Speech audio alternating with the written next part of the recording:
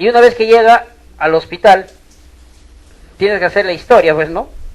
De repente es alérgico a ciertas medicinas, por ejemplo, es alérgico al metamizol. Hasta que se queje de dolor, lo que encontramos a veces en la emergencia es el metamizol, que es un buen analgésico y antipirético, el metamizol. Y era alérgico, lo terminas también dañando. O sea, una revisión detallada y rápida de la historia, ¿ya? Si está gestando, si hay otros eventos y otras lesiones, ¿no? Ahora, si bien es cierto, dentro de los criterios fisiológicos de un paciente con trauma grave, ¿ya?, están las lesiones penetrantes, múltiples fracturas, está quemado, o simplemente hay criterios biomecánicos, se volcó, o una onda expansiva, o es mayor. Entonces aquí ustedes lo que tienen que controlar es siempre revisar la cabeza. ¿Qué revisan ustedes en la cabeza? Rápidamente el Glasgow, ¿sí? La base de cráneo, si hay los ojos de mapache, pero también las pupilas. ¿Qué pasa si está midriático? Está muerto, ¿no? Glasgow 3 y pupilas midriáticas, muerte cerebral, llamemos a procura, ¿no? Dependiendo de cómo está también el corazón y los otros órganos, ¿no? Ve la cara, ¿no? Si hay anisocoria también, ¿no? Si hay anisocoria y el paciente está mirando su lesión, una mirada lateralizada, puede estar mirando su lesión. Estamos frente a hematomas epidurales o subdurales, ¿ya? Porque al valorar las pupilas, tú puedes ver si hay focalización, ¿ya? Y es cierto que a nivel del Glasgow, si está bajo el Glasgow, obligado a pedir una tomografía cerebral, ¿ya? ¿A qué se llama T grave? Glasgow menos de 8. Y tiene que estar dentro de las 6 horas, haber corregido ciertas causas.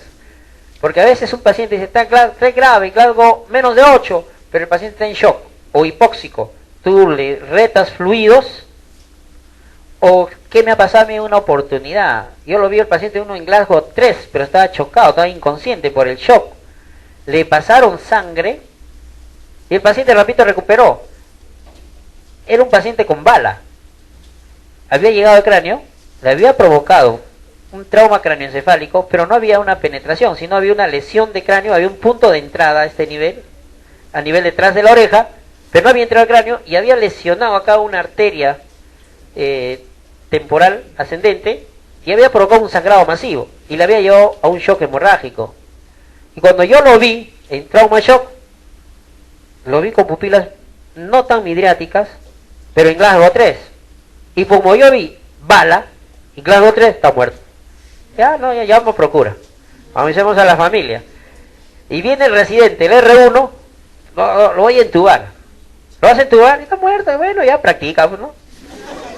Viene el paciente y lo intuba, todavía dificultando, levantando, R1, aprendiendo y lo entuba. Lo oxigena, le pasa volumen y como protocolo le pide su sangre. Lo hidrata, le pasa sangre y lo único que había pasado, le pide su tomografía. En su tomografía, oh sorpresa, la bala no había penetrado, había generado una lesión, nada más le había rozado, pero sí había un orificio de lesión y había lesionado una arteria. Simplemente el residente había comprimido, le había pasado todo y se recuperó el Glasgow. Hoy está caminando, se fue a su casa. Entonces, siempre tienen que hacer un protocolo de todas maneras, porque puede pasar que esté el paciente en Glasgow 3, si está dentro de las 6 horas de lesión, corrige, shock, hipoxia, ponle drogas, o si está con aliento alcohólico, ¿no? Dale sus antídotos, ¿no? Y si está después de 6 horas y está en Glasgow 3 y has hecho todo el estudio, ese paciente sí ya está muerto. ¿Ya? Ya estoy llamando a procura. ¿Ya? ¿Qué es TEC moderado? Glasgow 9 a dentro 13 y 9. Y TEC leve 14 y 15. ¿Ya? El TEC leve. Fíjense acá. Dentro de lo que es la clasificación del TEC. ¿Ya? La clasificación del TEC. si ustedes se dan cuenta, el trauma cráneoencefálico ya tiene una injuria cerebral primaria y una injuria cerebral secundaria. Esto es importante, ¿por qué? Porque un paciente con trauma cráneoencefálico, la injuria cerebral es primaria si es que la lesión es focal, es decir, por un lado no mata la lesión. Puede estar provocado por la misma fractura o por un hematoma intracerebral, que luego vamos a hablar de los hematomas. Es focal o local, para ser más claro. Pero puede ser, no hay nada de hematomas ni fracturas, nada, y el paciente está en coma, o sea, Glasgow menos de 8. ¿Qué cosa hay? Una lesión difusa. A esa lesión se le llama lesión axonal difusa, en un trauma cráneoencefálico. Pero, si nosotros sabemos que esto hay daño, este paciente puede estar en coma, aquí tienes que hacer medidas de neuroprotección. ¿Por qué te digo? Porque si aquí esto de la injuria cerebral secundaria es culpa del médico, no ha hecho medidas de neuroprotección. La injuria cerebral secundaria. En la injuria cerebral secundaria ahí está el daño neuronal, donde hay lesiones fisiológicas. Muchas veces la injuria cerebral secundaria es por ¿qué? Un paciente con TEC y está hipoglicémico, porque ustedes saben que uno cuando bebe bastante alcohol, generalmente que tiene un accidente de tránsito, si ustedes se han dado cuenta, muchas veces han bebido y llegan intoxicados, a veces con accidente de tránsito, y muchas veces tienen trauma craneoencefálico, sabemos todo, y además de eso tiene hipoglicemia. Y no lo has corregido, porque tú lo puedes corregir la hipoglicemia o no, pasándole dextrosa, lo puedes corregir. Eso le provoca un daño neuronal, es una injuria cerebral secundaria, culpa del médico. Otro daño cerebral secundario, fíjense, el paciente que tiene TEC y trauma craneoencefálico y Glasgow menos de 8, quieras o no, tiene un discontrol del tronco cerebral en el control cardiorrespiratorio. Por lo tanto, este paciente respira rápido con periodos de apnea, la famosa respiración de Cheyne-Stokes. O sea, ¿qué hace cuando hiperventila y luego periodo de apnea? Periodo de apnea. ¿Qué pasa en la respiración de Cheyne-Stokes? Cuando hay periodo de apnea, ¿qué acumula en la sangre? ¿Quién me dice? CO2. La hipercapnia, ¿cuál es la presión del CO2 normal en el AGA? 40. Si es que este paciente está en apnea, la PCO2 va a aumentar. Por lo tanto, va a generar una hipercapnia. La hipercapnia, daño neuronal. ¿Qué cosa quiere decir? Injuria cerebral secundaria. ¿Culpa de quién? Del médico. Ahora, caso contrario, hiperventila. Barre, ¿qué cosa? CO2. ¿Qué genera? Hipocapnia. La hipocapnia, daño neuronal. O sea, tanto la hipocapnia como la hipercapnia genera daño neuronal. Por lo tanto, esa respiración de Cheyne-Stokes provoca daño cerebral. ¿Qué se tiene que hacer?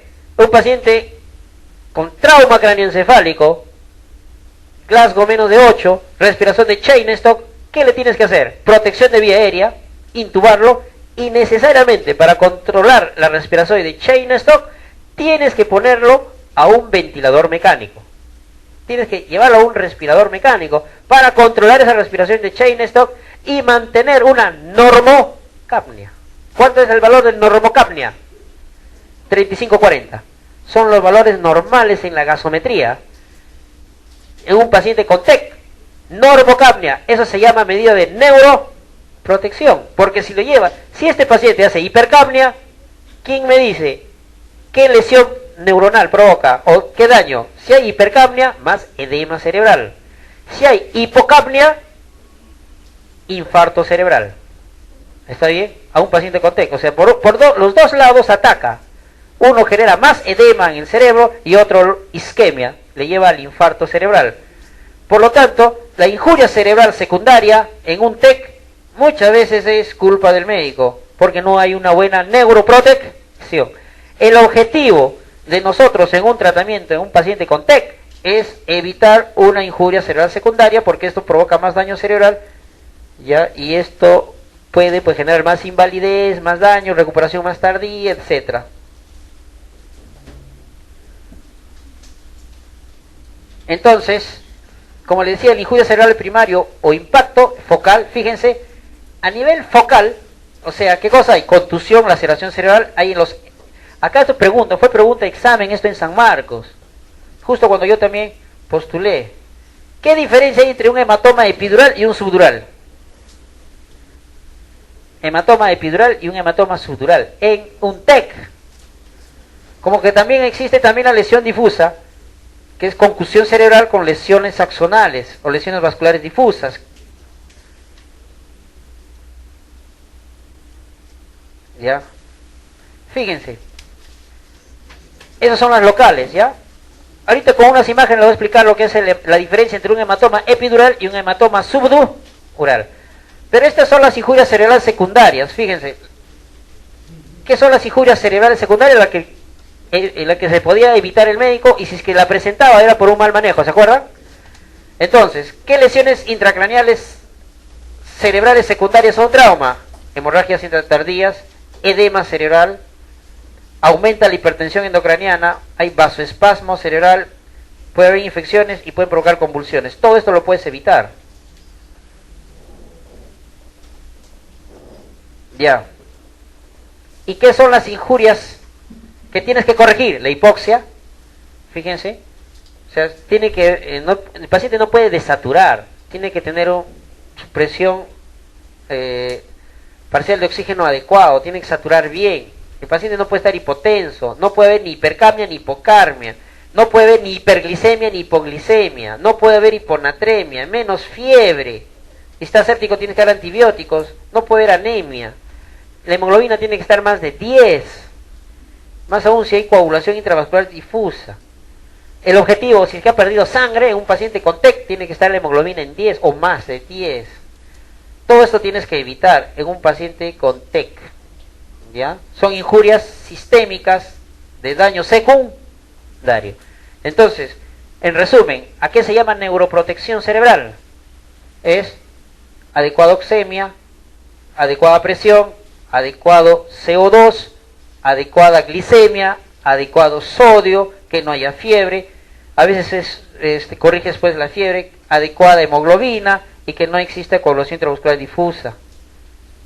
¿Ya? Todo esto se soluciona corrigiendo la hemoglobina. ¿Ya?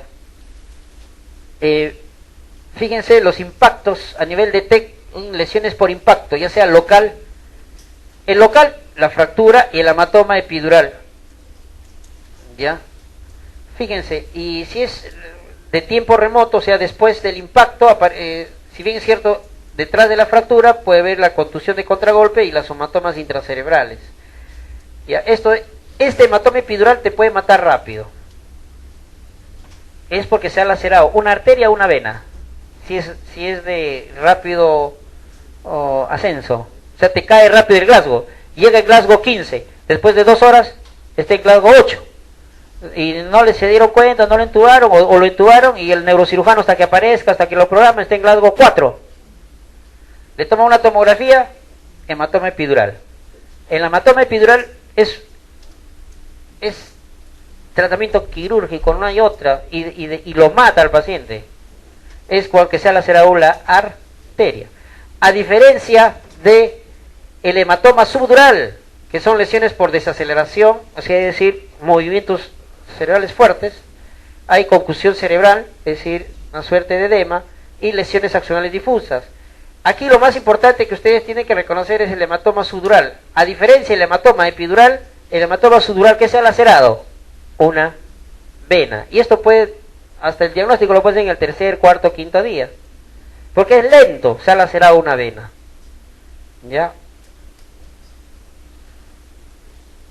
Esta es la concusión cerebral, ¿ya? Que es la lesión cerebral difusa, que no es más nada que las lesiones axonales, donde muchas veces, si es que se recupera, puede traducir amnesia postraumática. Y muchas veces no hay déficit motor. El proceso es funcional. ¿ya? A eso se llama concusión, lesiones cerebrales difusas, ¿ya? Donde hay pérdida de conocimiento, ya, seguido una recuperación rápida o más o menos rápida, pero de todas maneras se recupera. Y lo único que le ha provocado, ¿qué cosa es? Una amnesia postraumática, porque hay lesiones generalmente de axones. Si esto es severo, se llama lesión axonal difusa, ¿ya? Esta es la lesión axonal difusa, que es post-trauma, más de 6 horas, y con lesiones isquémicas, intracraneales, lesiones axonales, y por lo tanto a veces están en coma, ¿no? Provocado por una aceleración, desaceleración, cizallamiento, lesiones que incluso dañan, como ustedes comprenderán, la parte axonal de todos los nervios o de todas las neuronas forman la sustancia blanca por la mielina en el cerebro. Estos se desordenan, se rompen los axones, por lo tanto el paciente, la tomografía parece normal en realidad, pero el paciente en coma. Esto demora en recuperarse. Esto es, no, la tomografía, esta es la lesión axonal difusa. A veces el cerebro está normal, edema nomás ven ustedes, y el paciente está en coma. ¿Ya? Muy diferente es la contusión cerebral, con T, la otra era concusión. ¿Ya? La contusión son lesiones necrohemorrágicas que afectan preferentemente la cresta de los giros de la sustancia blanca. Fíjense que aquí generalmente hay lesiones subcorticales, muchas veces es variable, pero lo cierto es que en las contusiones cerebrales lo que vamos a encontrar es sangre, por eso le dicen contusión hemorrágica. Fíjense, algunos le llaman sangrado intracerebral, pero contusión es sinónimo de golpe, ¿ya? Por eso que estas son contusiones hemorrágicas, ¿ya? Hay sangre. Y sí, dependiendo de la naturaleza, sí, cuando esto es extenso y hay efecto de masa, o sea, el efecto de masa es cuando hay desviación de la línea media y hay un gran edema cerebral. Edema cerebral se dice porque se han borrado los surcos cerebrales. Cuando no hay surcos cerebrales, ustedes tranquilamente están haciendo el diagnóstico sin saber leer tomografía, que está con edema, ¿ya? Paciente con edema. Y sin saber leer tomografía, ustedes saben que está con una hipertensión endocraniana. Paciente está con hipertensión endocraniana. Esto tiene que realizarse una craneotomía para que el cerebro pueda expandirse, pueda respirar, ¿ya? Contusión cerebral. Es otra forma de hematomas intracerebrales traumáticos, ¿ya? Y lo que quiero que observen, este es ¿qué es el Schilling? Es el edema cerebral, ¿ya? ¿Qué es el edema cerebral? Es el incremento de volumen cerebral debido a un aumento de sangre por el golpe. Hay vasodilatación. Les dije, ¿qué provocaba edema cerebral? ¿La hipercapnia o la hipocapnia? Hipercapnia. La hipercapnia provoca edema cerebral por vasodilatación, ¿ya? Por vasodilatación, ¿ya? La hipercapnia. Más edema. Por eso que un paciente con TEC, ¿ya? Un paciente con TEC tienes que evitar la hipercapnia y evitar el edema cerebral. Y si hay edema cerebral, pues tienes que manejarlo. Hay dos maneras, con manitol o solución salina hipertónica, cuando hay edema. Por eso que hay 4 tipos de edema cerebral. Nosotros manejamos con manitol o solución salina hipertónica. Hoy en día más solución salina hipertónica que manitol. El manitol ya usamos poco ya. Más es solución salina hipertónica. Para eso te preguntan, esto fue pregunta de examen, ojo, fue pregunta y se ha repetido en todas las universidades, tanto incluso en las universidades de provincia. Preguntaron qué tipo de edema cerebral y de acuerdo a su naturaleza. El vasogénico, el citotóxico, el hidrostático y el intersticial, dentro de lo que son los tipos de edema cerebral. Fíjense, aquí, ojo, el edema vasogénico, fue motivo de pregunta. La pregunta decía de la siguiente manera, fíjense, ¿qué tipo de edema es la que se encuentra en el cerebro por alteración de la permeabilidad de los endotelios cerebrales, capilares cerebrales? Era edema vasogénico. Generalmente es una lesión o una ruptura del balance hidroelectrolítico a nivel de una lesión del bomba sodio de potasio y una jalada de agua en el espacio extracelular. Y este contenido de agua se encuentra a nivel de la sustancia blanca, ¿ya? Esto debido obviamente por una corriente mayor del espacio extracelular por la sustancia gris. para que se entienda, el edema vasogénico se encuentra por lesiones de la permeabilidad del endotelio, generalmente por sangrado. La misma sangre es lo que provoca el edema vasogénico en el cerebro, como una suerte de inflamación. ¿Ya? ¿Ya? Les decía, ¿se acuerdan acá? ¿Por qué aumenta el edema vasogénico? La hipercapnia, la hipertensión arterial y la fiebre. Esto se tiene que evitar. ¿Ya? El edema citotóxico es un edema intracelular secundario a cualquier tipo de daño de membrana celular. La más causa, ¿qué cosa es el edema citotóxico? Te pueden preguntar. La hipoxia. Cuando desatura el paciente, ahí está hipóxico, hay una insuficiencia respiratoria. Si el paciente tiene TEC, le estás provocando más daño cerebral en forma de isquemia cerebral. Es decir, le vas a provocar un infarto cerebral. A eso se llama. Por eso que te pueden preguntar en el examen también, un infarto en el cerebro, por ser aterotrombótico, ¿qué tipo de edema cerebral provoca? No necesariamente teca. Un infarto cerebral, hay edema. El edema es citotóxico.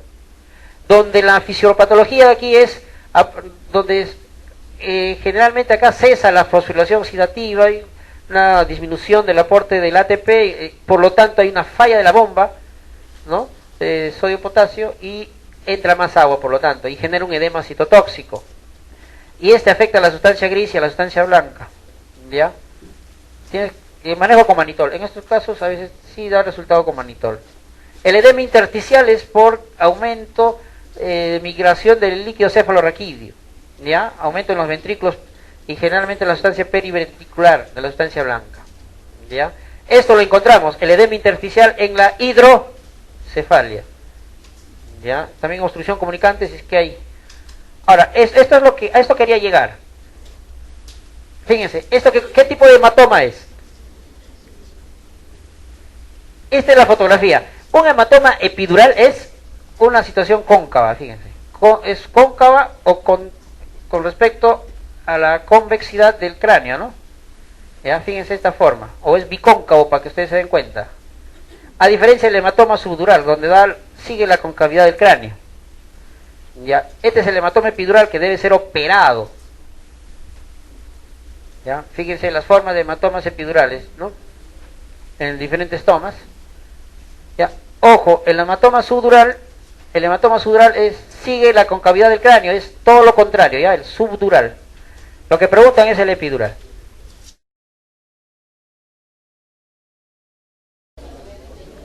Bien, vamos a bajar de acuerdo a la anatomía. Hemos visto trauma craneoencefálico, trauma de cuello, tórax, abdomen. Situaciones clínicas importantes, ¿ya? Si bien es cierto, el cuello es el lugar donde anatómicamente, si bien es cierto, no existen cavidades, pero sí es el tránsito donde pasan pues todo, grandes vasos, la parte digestiva del esófago.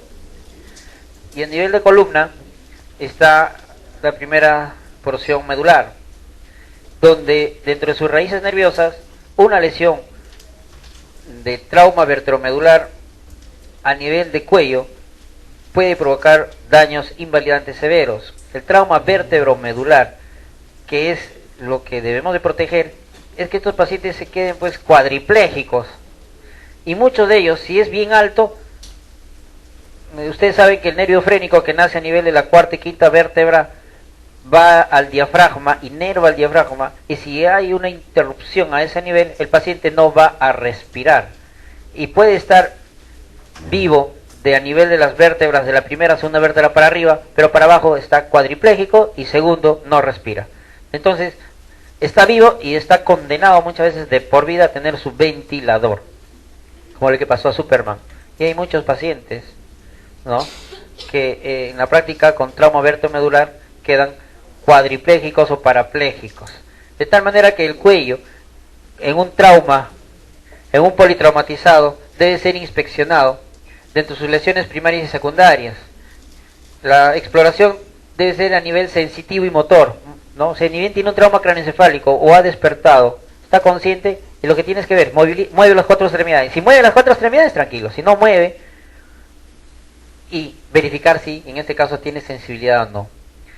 Si hay lesiones y el paciente pues no tiene sensibilidad o no puede movilizar las piernas, entonces tienes que proteger poniéndole un collarín y tomando pues las imágenes de rutina, ya sea en radiografía o en su defecto, una vez estabilizado su resonancia magnética. Y es así que el trauma vértebro-medular es una injuria a través de la columna producida por un agente físico externo que daña de una manera temporal o permanente la médula, provocando invalidez. Y es así que a veces el paciente está despierto, Glasgow 15, tope, no mueve nada. Y está condenado a su ventilador de por vida. Si es que una lesión es alta, a nivel del C5 o C7, por ejemplo, o D10 o D12. El paciente es condenado a su respirador. ¿No? Supera la mortalidad y la morbilidad un 100%. Fíjense todas las lesiones que puede provocar, ¿no? Estos pacientes están, o bien, si la lesión es baja, están condenados a silla de ruedas, ¿ya? Quieras o no, si hay una lesión a nivel lumbar o dorso lumbar, muchas veces incluso no van a controlar esfínteres y tienen una disfunción vesical. La vida es realmente muy triste de estos pacientes que ya están pues secuelados. Las lesiones pueden ser óseas, vasculares, también hay hematomas epidurales sudurales, lesión fibrocartilaginosa, lesiones nerviosas directas, ¿no? a la médula. Existe también la conmoción medular, contusión y la sección total. Si hay sección de médula, el paciente sí está prácticamente ya de por vida, no va a caminar. ¿Ya? Entonces, por eso que las lesiones medulares pueden ser completas o incompletas. ¿Ya? Si son completas, es pues las secciones, ¿no? Y son incompletas, generalmente son síndromes asociados, incluso que pueden comprometer o no los pares craneales. ¿Ya? Si es completo, el paciente está parapléjico, no hay una parálisis flácida, incluso los reflejos están abolidos en un trauma vértebro-medular. Lo que interesa aquí es ver más que nada el cuello. Por eso que de ahí la importancia de inspeccionar el cuello y la sensibilidad. Bien, vayamos a ver ahora, después de cuello, bajemos al trauma de tórax. Si hablamos de tórax, entonces aquí tenemos que inspeccionar, y especialmente si hay lesiones a nivel de la caja torácica, mencionar nomás el tipo de respiración paradojal que pueda tener si es que hay un tórax inestable, o en su defecto a nivel torácico si tiene una dificultad en la respiración y especialmente en la oxigenación, considerando imágenes, solucionando el dolor con la analgesia y ver si hay una lesión, de acuerdo a la clínica, si hay un golpe a nivel miocárdico. Eso se puede solucionar con una ecocardiografía. De tal manera que una lesión torácica de todas maneras te va a dañar la respiración provocando hipoxia, y es así que el paciente va a tener una oxigenación inadecuada, muchas veces por obstrucción de la vía aérea. Por eso que aquí sí interesa permeabilizar la vía aérea, es decir, el B. Y el C, que es la hipovalemia, que es corregir si es que hay sangrado masivo, con volumen, con cristaloides o sangre. Cuando hay trauma torácico, de todas maneras hay pérdida de la ventiloperfusión por lesión propia del parénquima pulmonar. Muchas veces hay cambio de la presión pleural. Esto provoca lo que ustedes conocen como el neumotórax, donde se llena de espacio por lesión alveolar el espacio pleural, y eso necesariamente tienes que drenar, tienes que ponerle un tubo de drenaje torácico para disminuir esa presión.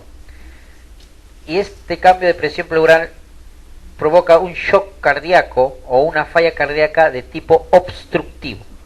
¿Ya? No es cardiogénico por si acaso, es obstructivo. Es cierto que lo más vulnerable en la caja torácica, de acuerdo a la cinemática del golpe, se fractura las costillas. Si bien es cierto, son cartílagos en muchos de los casos, pero las lesiones, si bien es cierto, no comprometen la vida, pero en grandes cantidades, es decir, más de 2 costillas, ha tenido una buena fuerza, y esto es lo que puede provocar al tórax inestable. Sabemos que de la tercera a la octava costilla son susceptibles a fracturarse. Y si es que hay una lesión o fractura desde la octava a la 12ª costilla, lo más probable es que haya lesionado hígado, vaso o riñones. y esto ya ha provocado grandes hematomas y sangrados intraabdominales, así que hay lesiones de hígado o vaso. ¿Qué se entiende por tórax inestable? Esto es motivo de pregunta. Siempre ocurre, fíjense, cuando hay fractura de dos o más costillas adyacentes o dos o más fracturas en dos porciones. Esto hace que la caja torácica tenga una discontinuidad. Y por lo tanto, fíjense, si bien es cierto, en sus dos porciones en una misma tira, podemos provocar este trauma torácico, provocando un trauma o un tórax inestable. Fíjense, esta es una fotografía donde el timón es lo que le puede haber provocado esto, ¿no? Donde hay eso es un tórax, fíjense, hay una separación external y una lesión posterior. Y esto me provoca pues una respiración paradojal. Aquí es importante reconocer que es doloroso, y es por eso que muchas veces el dolor limita la expansión, y eso es lo que puede llevar a la parada respiratoria en muchos de los casos. El daño, la lesión de la misma fractura puede dañar al mismo tejido pulmonar, provocando más hipoxia e incluso sangrado. ¿Ya? Por lo tanto, nos encontramos frente a una gran dificultad respiratoria, o el paciente va a tener un esfuerzo respiratorio, disminuyendo la capacidad vital, y clínicamente, si ustedes tocan, hay fuga muchas veces de aire a nivel del espacio del tejido celular subcutáneo, y a la palpación ustedes van a sentir la crepitación. ¿Ya? Este es el movimiento paradójico en un tórax inestable. Lo que ustedes van a notar cuando lo paradójico quiere decir que ustedes ¿qué pasa cuando ustedes inspiran? Debe de aumentar el volumen torácico, ¿sí? Hay una expansión. Lo que se dice paradojal porque cuando inspiras, al contrario, es todo lo contrario, no expande, sino por lo contrario sigue la misma flecha, ¿no? Ustedes cuando inspiran, ¿qué debe ser? El tórax debe de aumentar el tamaño, ¿sí? Entonces es la misma flecha, es decir, al inspirar debe aumentar el tamaño, por lo contrario, no, también se reduce. Es una respiración paradojal. Lo mismo, al expirar, también como si a ese nivel estaría expirando, ¿no? Cuando ustedes botan el aire, ¿qué debe decir con el tórax? Debe disminuir, ¿no? Es todo lo contrario a este nivel. Por eso se le llama movimiento paradójico o respiración paradojal. Esto va a aumentar el riesgo de neumotórax, hemotórax. ¿Ya? Muchas veces esto se va a solucionar poniéndole al ventilador mecánico. Necesariamente este paciente tienes que ponerle un respirador para evitar esto. Bien, ahora, el tórax inestable, dentro de la sintomatología, ¿no? Y el manejo per se es controlar la vía aérea, proporcionar oxígeno, dar asistencia ventilatoria, ¿ya? Y lo más importante es descomprimir si es que hubiera neumotórax a tensión. Cuando hay neumotórax a tensión o neumotórax, ya sea por una lesión penetrante por arma de fuego o arma blanca, la sintomatología casi va a ser la misma, ¿no? Fíjense que el neumotórax puede ser provocado incluso por arma blanca, o sea, por una presión negativa, ¿no? Esto hace que provoque incluso un fallo cardíaco, llevándole casi al paro cardíaco. La solución es drenar. Muchas veces, si es abierto, asegurar y sellar para tener el efecto de válvula unidireccional la lesión, ¿ya? No olvidar la oxigenación, el acceso venoso, monitorizando los signos vitales. Si está fuera del hospital, transportarlo al hospital.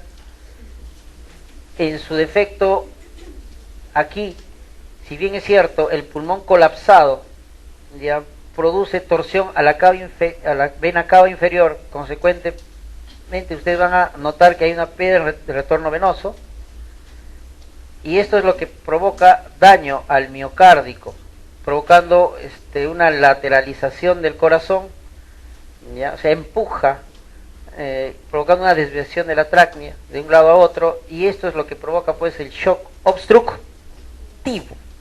Por eso que lo que preguntan en los exámenes es qué tipo de shock provoca el neumotórax. Y muchos confunden con el shock cardiogénico. ¿Ya? ¿Qué tipo de shock? Es el shock obstructivo. Lo mismo que el tromboembolismo pulmonar.